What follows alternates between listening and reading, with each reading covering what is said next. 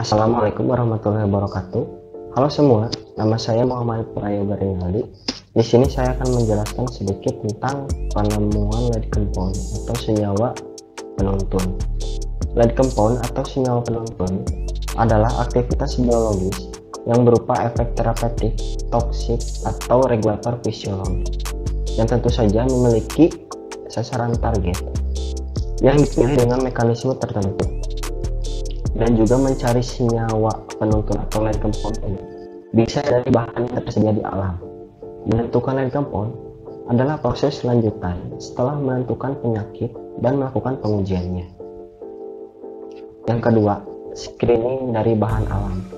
Lead compound bisa diambil dari bahan alam, juga bisa dari pengembangan obat yang sudah ada saat ini.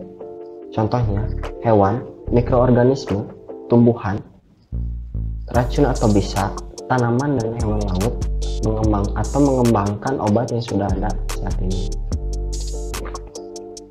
Yang ketiga, cerita turun-temurun.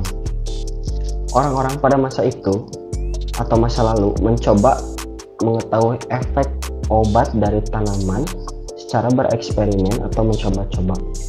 Salah satu tanaman yang berhasil dieksperimen dan diceritakan turun-temurun itu tumbuhan Artemisia annua. Karena pada tanaman Artemisia annua ini menghasilkan senyawa artemisia.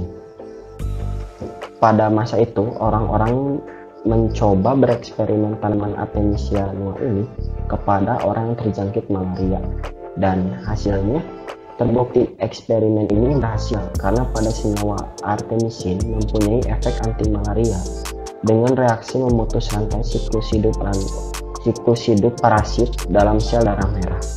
Namun, di balik efek farmakologinya yang tidak terlalu besar, ada efek samping yang ditimbulkan, seperti anemia, neutropenia, hemolisis, reaksi hipersensitivitas, termasuk anafilaksis, mual, muntah, diare, konstipasi, dispepsia, dan tremor.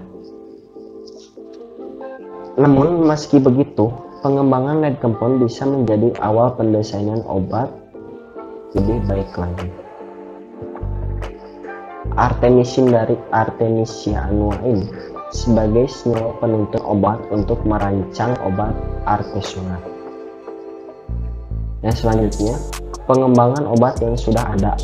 Mengembangkan obat yang sudah ada maksudnya memaksimalkan efek sampingnya menjadi efek utama agar memperkecil efek samping. Contohnya, penggantian gugus ester pada molekul prokain, senyawa yang berfungsi sebagai anestesi setempat, ditambahkan dengan gugus amida akan menghasilkan senyawa prokainamid yang berkhasiat aritma, mengganti dari fungsi prokain atau antibiotik menjadi prokainamid atau aritma.